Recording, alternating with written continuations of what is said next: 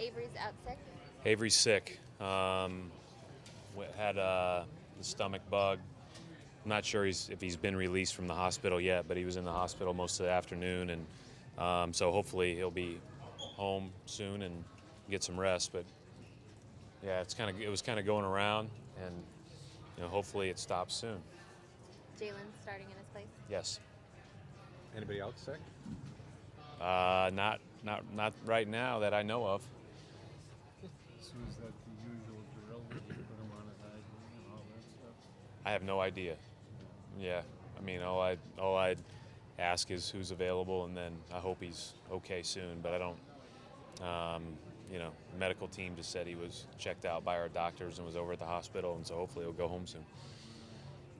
What do you think of Marquise Chris?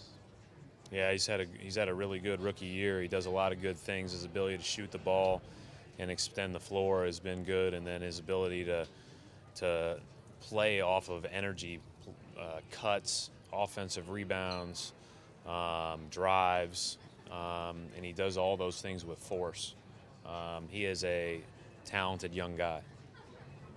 The decision to, early in the season you were playing Jalen a little bit 3-4. Now it seems like when Avery's been out, you played him more 2-3. How's that transition been, and how do you view the difference between 2 and 3? Well, obviously, I think when he and Jay play together, we'll play the Jay at the 4 on offense because he knows him. He's been here for a few years. It's easier to know multiple spots like that. But they're both interchangeable defensively. But, if we've been small with Jalen at the 4, it hasn't been quite as good.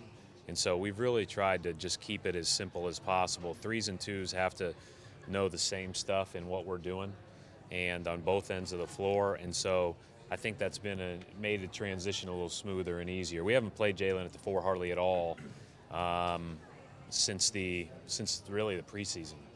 There have been some moments against Washington the other night. There were a couple of moments, but we probably won't see that a ton. Coach, a couple nights ago you were saying that 70 games in, there's really no secrets. But do you still put new things in at this point in the season? Yeah, I mean we all will, based on who we're playing against, what we're looking at from how they defend, etc.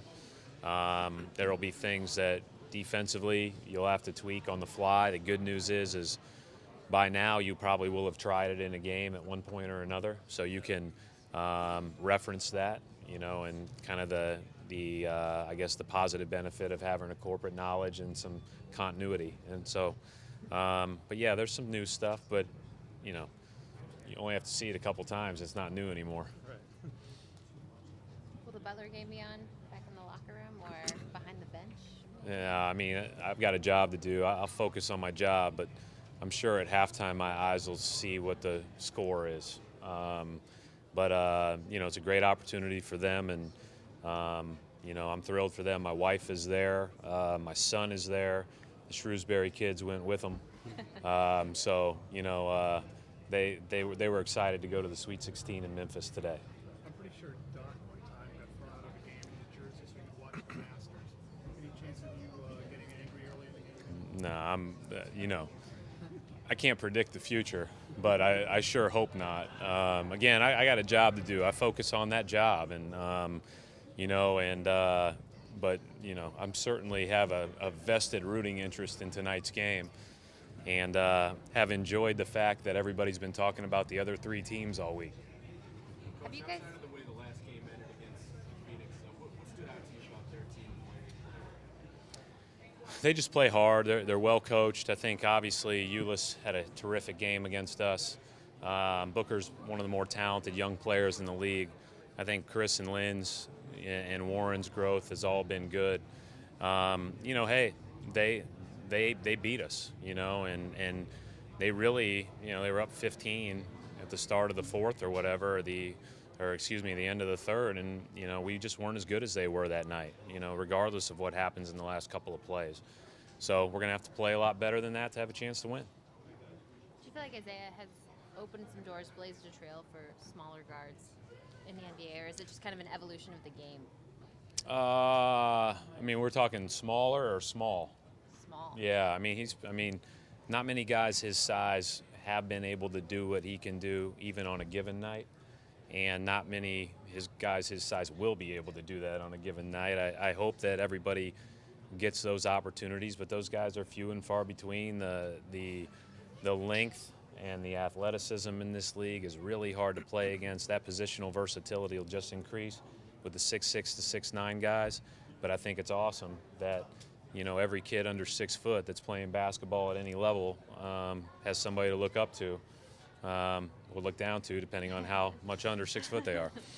Brad, can we expect to see a lot of Terry Rozier tonight, or do most Could. of those minutes go to? Good. What do you think about how you guys kind of avoided runs this season? You know, both bad loss here or there, but it hasn't really tested. Is that part of it? Every win's hard.